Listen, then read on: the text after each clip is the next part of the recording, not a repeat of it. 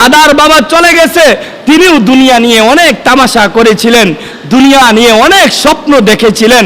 আজকে তিনার কবরে ঘাস উঠে গেছে, দুনিয়া নিয়ে অনেক চিন্তা ভাবনা করেছিলেন, দুনিয়াকে সাজানোর জন্য অনেক ফিকির করেছিলেন।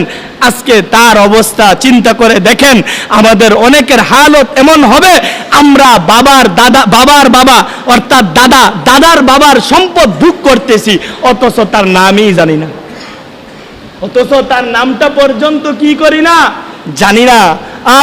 দাদার সম্পদ ভোগ করতেছি, দাদার নামে একটা দিন একটু দোয়া করানোরও আমাদের সামর্থ্য হয় না। বাবার সম্পদ ভোগ করতেছি, বাবার কবরের সামনে দাঁড়ানোর সময় হয় না। ভাই গো, আজকে আমিও আপনি এত দুনিয়া নিয়ে ব্যতিব্যস্ত হয়ে পড়েছি, আমার আপনার ইন্তেকালের পরে আমার আপনার সন্তানের হালও তো সেম হবে। হয়তো একদিন কাঁদবে, 2 দিন কাঁদবে, আবার তাদের স্বাভাবিক জীবন যাপন করবে। আবার আপনার এমন একটা সময় হবে, নাম নেওয়া পর্যন্ত তাদের সময় থাকবে